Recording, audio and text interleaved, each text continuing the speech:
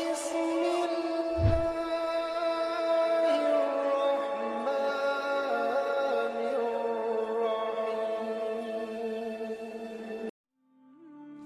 السلام علیکم دوستو، فرعون کی ہلاکت کے بعد حضرت موسیٰ علیہ السلام بنی اسرائیل کو لے کر آگے چلے اور وہ فلسطین کی طرف چل دیے۔ راستے میں اللہ رب العزت نے حضرت موسیٰ علیہ السلام کو کوہ طور پر بلایا اور ان سے کہا، موسیٰ ہم تمہیں اپنی کتاب دیں گے اور تمہیں کچھ خاص احکامات دیں گے جن کے لیے تمہیں طور پہاڑ پر آنا ہوگا۔ اس کے بعد حضرت موسیٰ علیہ السلام کوہ طور پر چلے گئے اور 40 دن تک وہاں رہے۔ دوستو، حضرت موسیٰ علیہ السلام اکلوتے ایسے نبی ہیں جن سے اللہ رب العزت نے خود بات کی ہے۔ حضرت موسیٰ اور اللہ کے درمیان کسی فرشتے کا کوئی واسطہ نہیں تھا۔ اللہ رب العزت نے خود حضرت موسیٰ علیہ السلام سے بات کی ہے۔ ایک بار حضرت موسیٰ علیہ السلام نے اللہ رب العزت سے کہا کہ اے میرے رب، میں تمہیں دیکھنا چاہتا ہوں، جس پر اللہ رب العزت نے حضرت موسیٰ علیہ السلام سے کہا، موسیٰ تم مجھے کبھی نہیں دیکھ سکتے۔ دوستو، اس سے یہ بات ثابت ہوتی ہے کہ دنیاوی آنکھوں سے کوئی اللہ رب العزت کا دیدار نہیں کر سکتا۔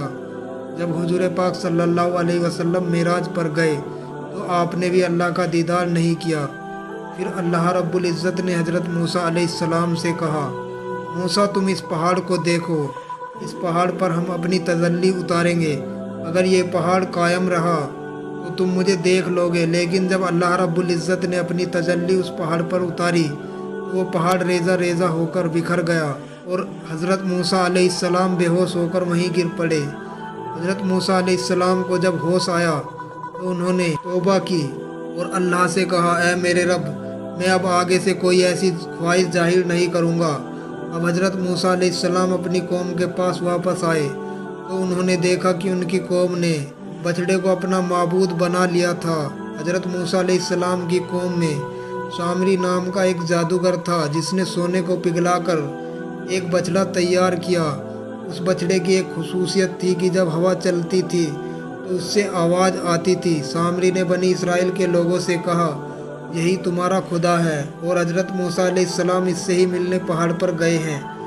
جب حضرت موسیٰ علیہ السلام واپس آئے اور دیکھا کہ بنی اسرائیل بچڑے کو سجدہ کر رہے ہیں تو آپ نے سب سے پہلے اپنے بھائی ہارون علیہ السلام کو پکڑا، جنہیں حضرت موسیٰ علیہ السلام اپنا جانشین بنا کر گئے تھے، اور ان کی داڑھی پکڑ کر کہا، یہ گمراہ ہوتے رہے اور تم نے کچھ نہیں کیا، کیا اس لیے ہی میں تمہیں اپنا جانشین بنا کر گیا تھا؟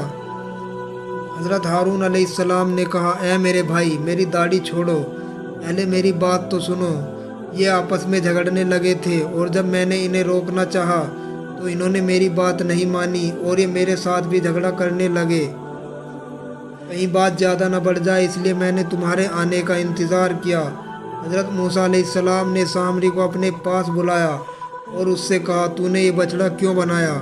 سامری نے کہا، میں نے حضرت جبرائیل علیہ السلام کے گھوڑے کے پیر کے نیچے سے یہ مٹی لی اور اسے سونے میں ملا کر یہ بچڑا بنایا تاکہ لوگ اس کی عبادت کریں۔ حضرت موسیٰ علیہ السلام نے سامری سے کہا، سن، آج کے بعد اللہ کی طرف سے تجھے یہ سزا ملتی ہے، جو بھی کوئی تجھے چھو لے گا وہ بیمار ہو جائے گا۔ یہ تیری سزا ہے کیونکہ تو نے بچھڑے کو معبود بنا کر میری قوم کو شرک میں ڈالا ہے۔ اب جو بھی کوئی سامری کو چھوتا وہ بیمار ہو جاتا، اور سامری بھی بیمار ہو گیا۔ اگر کوئی اس کے پاس سے گزرتا تو وہ کہتا، مجھے مت چھوؤ۔